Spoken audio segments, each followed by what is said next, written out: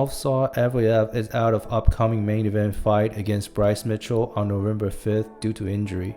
Bryce Mitchell ranked number 9 in the featherweight division with undefeated 15-0 record. His last win was a unanimous decision against Edson Barboza in March.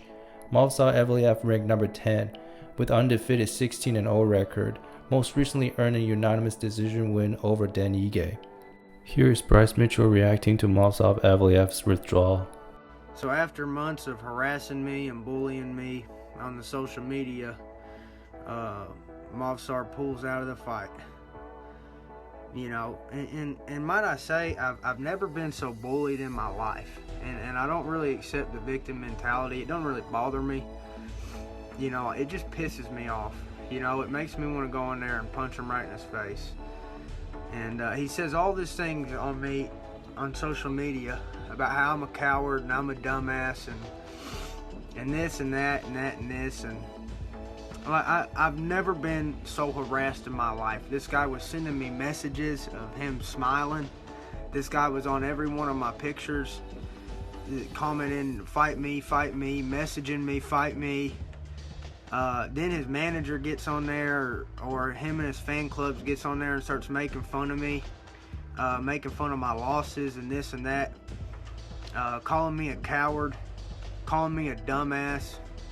And hey, this coward, this dumbass is going to show up ready to fight. So you can say what you want, but when it come down to it, this guy was ready to go. So you can say all them words, that's fucking cheap, man. Them words don't mean a fucking thing. I was going to show up and give you a piece of my mind, and it wasn't going to be in English, buddy. It was going to be with these. And, you know, I'm hurt too. I got shit hurting on me, buddy. Okay, I just don't go on Instagram and bitch about it. Okay, you don't know when I'm hurting about it because I don't go bitch about it. And I don't wish no injuries on him either. I hope Movsar fully recovers. I don't have no, you know, malice and all this hate, and I don't want to even think about the guy no more. But to be sitting there and bullying me that much and harassing me more than I've ever been harassed and bullied in my life. I mean, I'm beyond fighting mad. I mean, I was ready for a damn shootout, okay? I mean, I was that mad. I mean, I'm to the point where I can't even get on my Instagram and not get called a coward and a pussy by this guy. And then we finally get the fight, and I'm happy. And then, bam, he pulls out. So, whatever. He eats his words.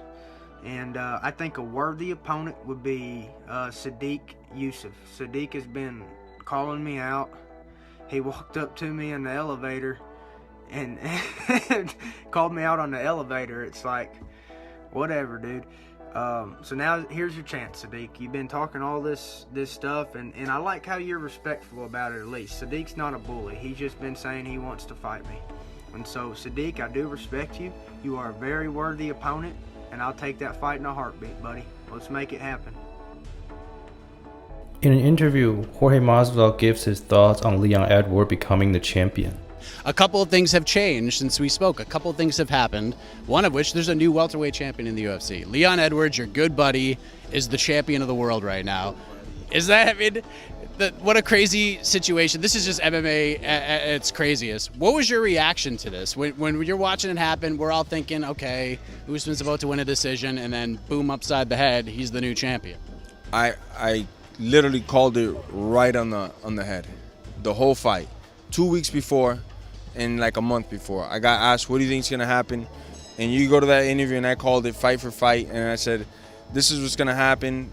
But if Leon wins, it's by this. And literally, it happens. And the way that I said it on the interviews, it's like God told it to me in my dream. So what does that mean? That hopefully I'm kicking Leon's ass soon. And then I get back in front of Usman. I get back in front of everybody, you know. But I don't know what's happening right now. Leon's, you know, getting a little cold feet. You know, I don't know what it is. He doesn't want to lose in England again to me. So it's kind of ignoring my phone calls. Well, one of the things that came out of this is that in MMA, we always say strike the word deserves from your vocabulary, because that just doesn't matter. Meritocracy in a lot of ways doesn't matter. It's what's going to put butts in seats and what's going to drive revenue. And a lot of people like to throw out, fans in particular, because they could be fickle as hell, that, well, maybe Jorge Masvidal doesn't deserve this fight. And you had jumped on Twitter and been like, who are you to tell me what I do and don't deserve? So Can you talk about that for a second? Could you kind of expound on that a little bit? Because that seemed to really get your attention a little bit. You fired back saying, who are you to tell me what I deserve? I've been doing this a long time. We got a story. This is a big money fight. What's going on here? For starters, everybody has an opinion and everybody's entitled to it. So if people think I deserve it or not, awesome, man. I don't take nothing to heart.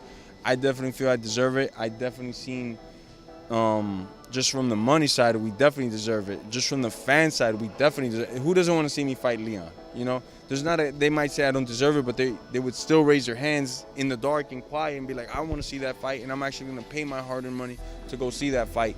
So I don't agree with that, you know. I mean, Hendo had beaten Bisping, and then when Bisping was champion, I think Hendo was maybe very similar to me.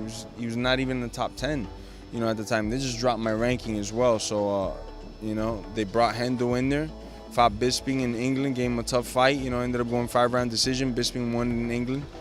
Probably could have gone to Hendo. I remember being a very close fight. But it happens. It's the fight world. You know, there was a story there. If that had a story, this has a fucking movie between me and what's his face, a fucking English fuck, you know? So why not give the fans what they want, you know? I mean, and if I didn't deserve it or fans didn't want it, why is every time I talk to a reporter or anybody, they're always just talking about this? Why aren't they talking about something else? They're always talking about me against Leon in England. Leon, fucking step up to the plate, bro. You begged and cried and did all this bullshit before when I was fighting for the titles. Now you got the belt. Let's go. And I never dodged this fuck because when I wasn't fighting Leon, I was fighting the guy that had the belt. And then after that, I went and fought the guy that was #1. So if Leon wants it, I'm here, man. But, you know, he'd rather be, I don't know, drinking tea, eating fish and chips and shit. I don't know, bro. Masvidal also talks about Nate Diaz's win over Tony Ferguson. Last question. What did you think of Nate Diaz riding off into the sunset with the win?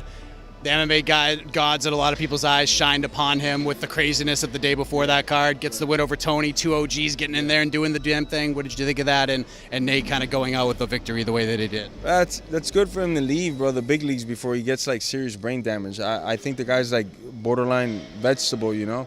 His interviews, his spunkness, his wittiness and sharpness has gone to like shit. Like you have to wait for him. The pause has gotten longer. You used to ask him a question, be like a 2-second pause. It's like a 30-second pause now. It's good for him, man. He shouldn't be in the big league, man. He's gonna get hurt, man. Take that old ass dude somewhere else, you know. Plus, I almost killed his ass and the referee saved him, you know. So I don't really like him too much. Here's the video of Charles Oliveira playing with a bird. Hey,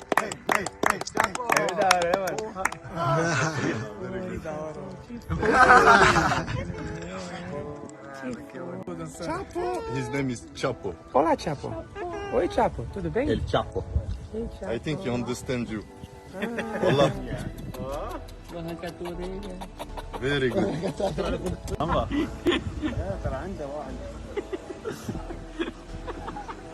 Tá ligado? Quando você quer suas contas, se gosta, não gosta, não. Não gosta, né? Chapo. Chapo. Hey, yo, Chapo.